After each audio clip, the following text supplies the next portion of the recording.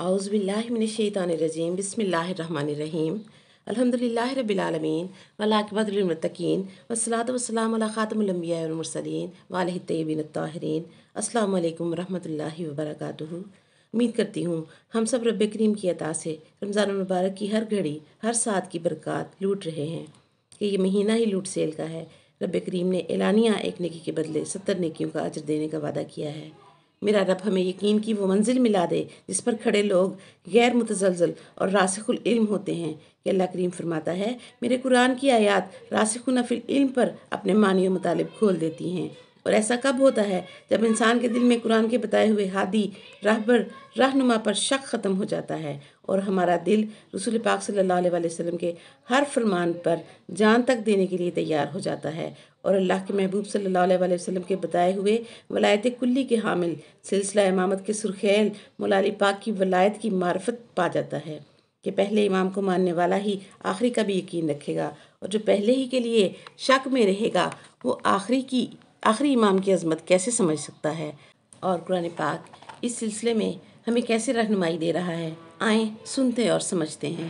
سورہ نور آیت نمبر 55 میں اللہ کریم ارشاد فرما رہا ہے وعد اللہ الذین آمنوا منکم وعملوا الصالحات لا یستخلفنہم فی الارض کما استخلف الذین من قبلہم ولا یمکنن لہم دینہم الذی ارتضی لہم ولا یبدلنہم من بعد خوفہم امنا یعبدوننی لا یشرکون بی شیئا ومن کفر بعد ذلک فاولئک هم الفاسقون۔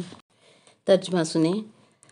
اللہ تم میں سے ان لوگوں سے وعدہ کرتا ہے جو ایمان لائے ہیں اور اچھے عمل کرتے ہیں کہ ان کو ضرور زمین میں خلافت دے گا جیسی ان سے پہلوں کو دی، اور ضرور ان کو طاقت بخشے گا اس دین میں جو اللہ کریم نے خود پسند کیا ہے، اور ضرور بضرور ان کے خوف کو امن سے بدل دے گا۔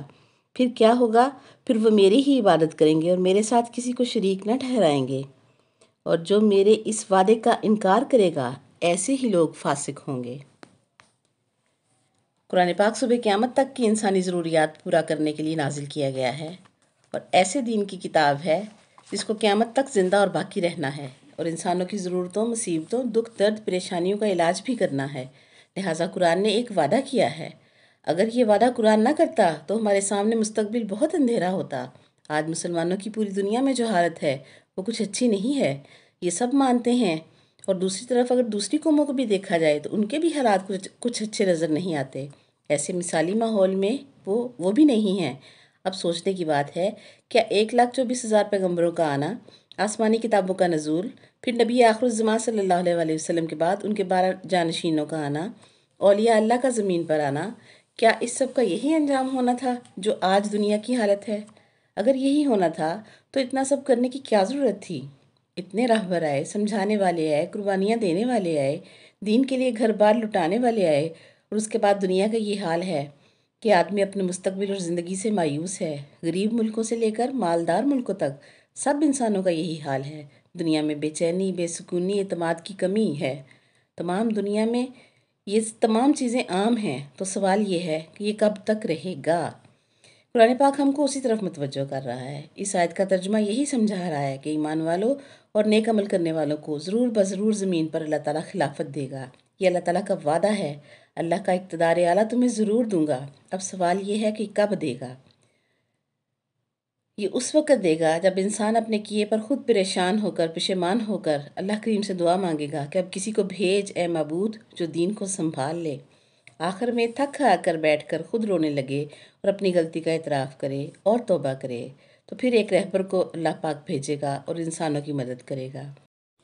رب نے انسانوں کو موقع دیا ہے کہ اپنی بنائی ہوئی خلافتیں چلا لو، شہنشاہیت چلا لو، سوشلزم لے کر چلو یا جمہوریت لے کر چلو۔ جب تم تھک جاؤ گے خود اپنے بنائے ہوئے نظاموں سے اور ہاتھ جوڑ دو گے کہ ہم سے یہ دنیا نہیں چلتی، معبود کسی کو بھیج دے، اس وقت اللہ کا رہبر آئے گا۔ وہ تلوار لے کر نہیں آئے گا کہ سب کی گردنیں کاٹ دے گا۔ نبی کریم صلی اللہ علیہ وسلم بھی تلوار لے کر نہ آئے تھے، بلکہ اتنی جنگیں لڑی گئیں سرکار دو عالم صلی اللہ علیہ وسلم کی ظاہری حیات طیبہ میں، لیکن انسانی جانوں کے ضائع ہونے کی تعداد 1000 سے بھی کم ہے۔ اور آنے والا رہبر بھی تلوار کے زور سے نہیں بلکہ علم، نظریہ، حق بات کی طاقت سے اور انصاف کی طاقت سے ساری دنیا میں اسلام کو رائج کرے گا۔ اس وقت میں اللہ کریم صاحبان ایمان اور عمل صالح کے حامل افراد کو تمکنت عطا کرے گا، اقتدار اعلیٰ دے گا، اس لیے امام مہدی علیہ السلام سربراہی کریں گے۔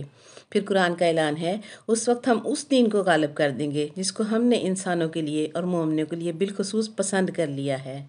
یہ نہیں فرمایا کہ دین اسلام کو غلبہ دے دوں گا، بلکہ یہ فرمایا کہ میں اپنے ارتضا کیے ہوئے دین کو اقتدار اعلیٰ دوں گا۔ قرآن کے ورق پلٹے تو آیت ملی، الیوم اکملت لکم دینکم واتممت علیکم نعمتی ورضیت لکم الاسلام دینا۔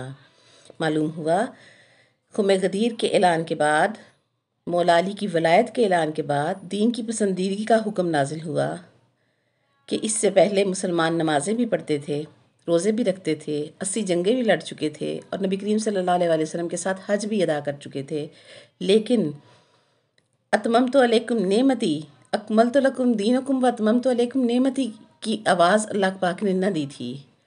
جب ولایت علی علیہ السلام کا اعلان فرما دیا تو تب رب نے یہ آیت نازل فرمائی اور فرمایا کہ میں نے اپنی نعمتیں تمام کر دیں اور تمہارے لیے دین جو ہے وہ مکمل کر دیا۔ اللہ اکبر۔ اس آیت کے نزول کے بعد مولا علی علیہ السلام کو ملائیت کا تاج پہنانے کے بعد اللہ کریم نے دین کی پسندیدگی کا اعلان فرمایا اور اہل بیت علیہم السلام کے ساتھ جو دین ہے اس دین کو پسند کیا۔ ان کے بغیر والا دین چاہے کتنا ہی پھیلا ہوا ہو، باطل ہے، اللہ کریم کا پسندیدہ نہیں ہے۔ یاد رکھیں قرآن پاک میں حضرت ابراہیم علیہ السلام اور حضرت یعقوب علیہ السلام کی وصیت کے موقع پر جو آیتیں ہیں، اگر ہم ان کو پڑھتے ہیں تو ہمیں یہ پتہ چلتا ہے کہ انہوں نے کہا، اے میرے بیٹوں کبھی شرک نہ کرنا، ان اللہ اصطفیٰ لکم الدین، اللہ کریم نے تمہارے لیے دین کو چن لیا ہے۔ اصطفیٰ کے معنی چن لینا ہے، بہت سو میں سے جس کو منتخب کر لیا جائے اسے عربی میں مصطفیٰ کہتے ہیں، اور دونوں پیغمبروں نے کہا کہ اصطفیٰ لکم الدین، اللہ کا چنا ہوا دین، دین مصطفیٰ کہلایا۔ آدم علیہ السلام سے لے کر نبی کریم صلی اللہ علیہ وسلم تک دین کا نام دین مصطفیٰ تھا، اور اس آیت مبارکہ میں ارتضا کا لفظ استعمال کیا گیا ہے، اور ارتضا کے معنی ہے پسند کر لینا۔ مصطفیٰ چن لینا اور ارتضا کے معنی پسند کر لینا، اور جو پسند کر لیا جائے اس کو عربی میں مرتضیٰ کہتے ہیں۔ اب دین کا نام ہو گیا دین مرتضیٰ، اور اللہ کریم فرما رہا ہے اس آیت میں کہ اسی کو اقتدار اعلیٰ ملے گا کہ رسول صلی اللہ علیہ وسلم سے لے کر صبح قیامت تک کے دین کا نام قرآن کی روح سے دین مرتضیٰ ہے۔ اور اس آیت میں فرمایا کہ میرا پسندیدہ دین جب غالب آئے گا، میرا بھیجا ہوا انسانوں کو خوف سے نکال کر امن کی حالت میں لے آئے گا، اور اس حال میں دنیا کا کیا حال ہوگا کہ یعبدوننی، سب کے سب میری عبادت کریں گے اور میرے ساتھ کسی کو بھی شریک نہ سمجھا جائے گا، شرک کا نام دنیا سے مٹ جائے گا۔ یہ ہوگا اس مذہب کا مستقبل، جس مذہب کو اللہ کریم نے پیغمبروں اور اماموں کے ذریعے ہمارے درمیان بھیجا۔ اسی وجہ سے دنیاوی حالات بگڑنے کے باوجود، خوف، بھوک، ناانصافی، خطرہ بڑھنے کے باوجود ہمارے ایمان کو طاقت اور مضبوطی ملی ہوئی ہے اس بات سے کہ اہل بیت سے مروی تمام احادیث میں، جو کہ رسول صلی اللہ علیہ وسلم سے لے کر تمام اماموں علیہم السلام سے راوی ہیں، ان میں آنے والے پورے واقعات کی نشاندہی کر دی گئی ہے، خبر دے دی گئی ہے، اور تمام تر احادیث کا لب لباب بھی یہ ہے کہ 3 چیزیں نمایاں ہو کر سامنے آتی ہیں کہ جب مہدی علیہ السلام کا ظہور ہوگا اس زمانے میں پہلی چیز یہ ہوگی کہ مذہب کمزور ہوگا اور لوگوں کی توجہ اور گرفت مذہب سے بہت ہٹی ہوگی، عوام الناس مذہب سے بہت دور ہو جائیں گے اور قرآن مسجدوں میں گا گا کر پڑھا جائے گا، عورتیں مردوں والے احوال بنا لیں گی اور مرد عورتوں والے حال بنا لیں گے، اور شریعت کی پرواہ نہ کی جائے گی۔ اور دوسری چیز جو امام علیہ السلام کے ظہور سے پہلے کے حالات میں ملتی ہے کہ خوف بہت پھیل جائے گا، امن نہیں رہے گا، آدمی گھر سے زندہ نکلے گا لیکن زندہ واپس آئے گا اس کی امید نہ ہوگی، قتل و غارت گری ہوگی اور انسانی اموات کی زیادتی ہو جائے گی، کوئی بھی قانون پر عمل نہ کرے گا، چوری، ڈاکہ زنی، حقوق کا غصب ہونا عام ہو جائے گا، اور تیسری چیز جو ہے وہ یہ ملتی ہے کہ بھوک اور افلاس بہت بڑھ جائے گا، دجال ایک روٹی کی قیمت پر ایمان خرید لے گا، خشک سالی ہوگی، خوراک کی شدید کمی ہوگی، آدمی ایک روٹی پر اپنا ایمان بیچ دے گا، جتنی انسانی ضروریات ہیں سب کی کمی ہو جائے گی۔ اب ان تمام تر حالات کو ظہور امام مہدی علیہ السلام کے بعد کے حالات سے تقابل کریں تو معلوم ہوا کہ حدیثوں میں انہی 3 چیزوں کا فراوانی سے ملنا ملتا ہے کہ مذہب کی گرفت عوام الناس پر اتنی ہو جائے گی کہ یعبدوننی لا یشرکون بی شیئا، اللہ کی عبادت ہوگی، کوئی شے شرک نہ کرے گی، اور مذہب غالب آ جائے گا اور مذہب پریشان حال نہ رہے گا۔ دوسری بات یہ بھی ملی کہ ظہور امام مہدی علیہ السلام کے بعد ایک خوبصورت جوان عورت ہوگی اور سر سے پاؤں تک زیور پہنے ہوئے شام سے چلے گی اور مکہ تک آرام سے بلا خوف سفر کرتی ہوئی پہنچ جائے گی۔ راستے میں اس کو کوئی لوٹنے والا نہیں ہوگا، کوئی اس کو پریشان نہ کرے گا، امن سے اپنی منزل تک پہنچے گی۔